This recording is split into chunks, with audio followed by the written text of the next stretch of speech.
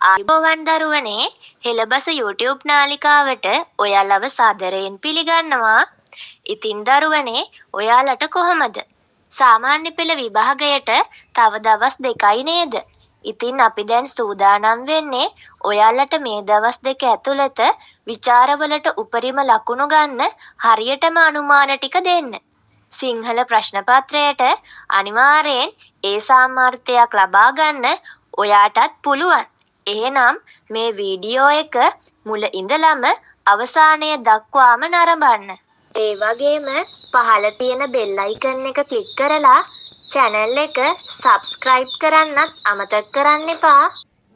දරුවනේ සාමාන්‍ය පෙළ විෂය නිර්දේශයට අයත් සාහිත්‍ය පාඩම් වල පුරාතන ගද්‍ය කොටසට අයත් පාඩම් 3ක් තියෙනවා. ඒ තමයි 10 ශ්‍රේණියේ තියෙන පළවෙනි පාඩම වන සතර කම්මන්ත්‍රණය පාඩමයි 11 ශ්‍රේණියට අයත් වන 8 වන පාඩම වන අඟුල්මල් දමනය පාඩමයි 9 වන පාඩම වන උග්ගසේන නම් සිටුපුත්තුගේ වස්තුව කියන පාඩමයි.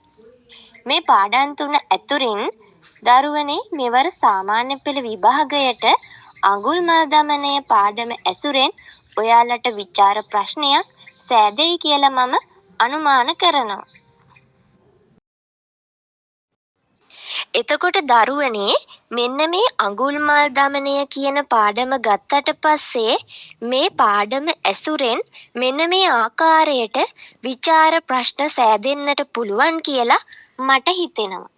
ඒවා තමයි අමාවත්තුරෙහි භාෂා ශෛලිය, අවස්ථා හා සිද්ධි නිරූපණය, ඒ වගේම පුද්ගල චරිතවල ස්වභාවය.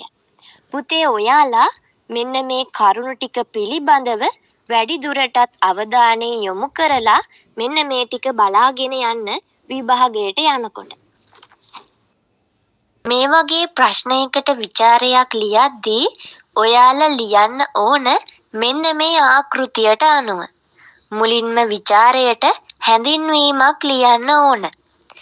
ඒකට අපි යුගය, ග්‍රන්ථය, කතුවරයා, පරිච්ඡේද ගණන, විචාරක මතයක්, ඒ වගේම කෘතිය රචනා කිරීමේ අරමුණ වගේ දේවල් කෙටියෙන් ලියා දක්වන්න ඕනි. පරිච්ඡේදය පටන් ගන්නෙ ප්‍රශ්නයට ප්‍රවිෂ්ඨ වීමෙන්. ප්‍රශ්නයට ප්‍රවිෂ්ඨ වෙලා නිදසුන් 3ක් හෝ 4ක් ආශ්‍රය කරගනිමින් අපි විස්තරානුසාරයෙන් විචාරය ලියාගෙන යනවා. ඊපස්සේ අපි අවසානයේට කරන්නේ විචාරය සමාලෝචනය කරන එක. අඟුල්මල් දමනය පාඩම ඇසුරෙන් මන් පෙර සඳහන් කරපු ප්‍රශ්න 3ටම මේ නිදසුන් 4 යොදාගෙන ඔයාලට විචාර ලියන්න පුළුවන්. ඒ වගේම දරුවනේ පුරාතන ගද්‍ය කොටසට මෙන්ම පුරාතන පද්‍ය කොටසටද අයිති වන පාඩම් 3ක් තියෙනවා. ඒවා තමයි මගවිසිතුරු, කෑරගලය, ගුත්තිල වෙනනද. මේ පාඩම් 3 දෙස බලනකොට මට හිතෙනවා මේ පාර ඔයාලගේ විභාගයට මගවිසිතුරු හා ගුත්තිල වෙනනද යන පාඩම් දෙකෙන් විචාර ප්‍රශ්න සෑදෙයි කියලා. අපි මුලින්ම බලමු මේ මගවිසිතුරු පාඩම. ඒ කියන්නේ සැළලිහිණි සංදේශයෙන් හැදෙන්න පුළුවන් විචාර ප්‍රශ්න මොනවද කියලා. ඒවා තමයි එකල සමාජාර්ථික හා දේශපාලනික තොරතුරු, පරිසර වර්ණනා, කාව්‍යාලංකාර භාවිතය. ඉතින් ඔයාලට මේ මගවිසිතුරු පාඩම ඇසුරෙන් මේ අහන්න පුළුවන් ප්‍රශ්න 4ටම මේ නිදසුන් කවි 4 යොදාගෙන ඔයාලට විචාර ප්‍රශ්න ලියන්න පුළුවන්.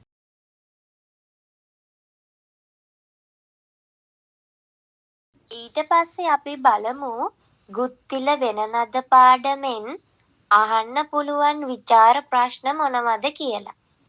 ඒවා තමයි කාව්‍ය උපක්‍රම, විරිත් භාවිතය, වර්ණනා චාතුර්ය පිළිබඳව. කොට මේ ගුත්තිල වෙනනද පාඩමෙන් මේ අහන්න පුළුවන් ප්‍රශ්න 3ටම මේ නිදසුන් කවි 4 උපයෝගී කරගනිමින් ඔයාලට පිළිතුරු ලියන්න පුළුවන්. ඉතින් දරුවනේ මං ඔයාලට අඟුල්මල් දමනය කියන කොටසේදී හඳුන්වා දුන්න විචාර ආකෘතියටම අනුවයි මේ ප්‍රශ්නවලටත් විචාර ලියන්න ඕන. දැන් අපි කතා කරන්න යන්නේ ඔයාලගේ විෂය නිර්දේශයට අයත් ලෙන අතහැර යාම පාඩම පිළිබඳවයි. මෙම පාඩමෙහි අන්තර්ගත වන්නේ සිංහබාහු නාට්‍ය පිළිබඳව. මට හිතෙනවා මේ පාර මේ ලෙන අතහැර යාම පාඩමෙන් ඔයාලට විචාරයක් ලියන්න එයි කියලා. විචාරයක් ලියන්න එනවනම් ඔයාලා අනිවාර්යෙන්ම බලා ගන්න ඕන මෙම ලෙන අතහැර යාම කියන පාඩමේ චරිත නිරූපණය පිළිබඳවත් භාෂා ලක්ෂණ පිළිබඳවත්. ඉතින් ඔයාලට මේ ලෙන අතහැර යාම පාඩමෙන් අසන ප්‍රශ්නවලට විචාර පිළිතුරු ලියන්න මේ නිදසුන් උපයෝගී වේවි. ඊළඟට මං කතා කරන්න යන්නේ ඔයාලගේ විෂය නිර්දේශයේ තියෙන නූතන ගද්‍ය සාහිත්‍යයට අයත් නිර්මාණ 3ක් ගැන. ඒ තමයි බැද්දේගම, අපටත් වැසිකිළියක්, දියමන්ති මාලය. මේ පාඩම් ත්‍රිත්වයෙන් ඔයාලට මේ පාර දියමන්ති මාලයෙන් විචාර ප්‍රශ්නයක් ඒවි කියලා මට හිතෙනවා. දියමන්ති මාලය පාඩම ඇසුරෙන් අහන්න පුළුවන් විචාර ප්‍රශ්න තමයි චරිත නිරූපණය හා භාෂා ලක්ෂණ පිළිබඳව. දියමන්ති මාලය පාඩමෙන් අසන ලද විචාර ප්‍රශ්නවලට මේ නිදසුන් උද්ෘත ඔබට ඉතාමත් වැදගත් වේවි. ඔයාලා විචාර ලියනකොට දරුවනේ විචාර ආකෘතියටම අනුව හැඳින්වීම, ප්‍රශ්නයට ප්‍රවිෂ්ඨ වීම, සාරාංශය යන කරුණු 3 පාදක කරගනිමින් විචාරය ලියන්න ඕනේ. දරුවනේ මම අවසන් වශයෙන් කතා කරන්නේ ඔයාලගේ විෂය නිර්දේශයට අයත් වන ජන කවි පාඩම් 2ක් පිළිබඳව. එනම් හානාහීය පානා අඬ හැරෙන් දැනෙයි, කුරහන් ඉසිමුව කළුවර බලාලා යන පාඩම් 2යි. මේ පාඩම් දෙකෙන් ඔයාලට මේ පාර විචාර ප්‍රශ්නයකට එන්න බොහෝ ඉඩකඩ තියෙනවා. කුරහන් ඉසිමුව කළුවර බලාලා කියන ජන කවි පාඩම. වනේ කුරහන් ඉසිමුව කළුවර බලාලා කියන ජන කවි පාඩමෙන් ප්‍රශ්න පත්‍රයට හැදෙන්න පුළුවන් විචාර ප්‍රශ්න තමයි ජන කවියාගේ අව්‍යාජත්වය පිළිබඳවත්, කුරහන් වගාවේදී ගොවියා මුහුණ දෙන අභියෝගතා පිළිබඳවත්. දෙකට විචාර පිළිතුරක් ලියන්නට ඔයාලා හැමෝටම මේ නිදසුන් ජන කවි කිහිපය ඉතාමත් ප්‍රයෝජනවත් වෙයි කියලා මම හිතනවා. මීට අමතරව විෂය නිර්දේශයට අයත් අනෙකුත් සාහිත්‍ය පාඩම් පිළිබඳවත් ස්වල්ප වශයෙන් හෝ අධ්‍යයනයක් සිදු කර විභාගයට යනවා නම් හොඳයි කියලා මට හිතෙනවා.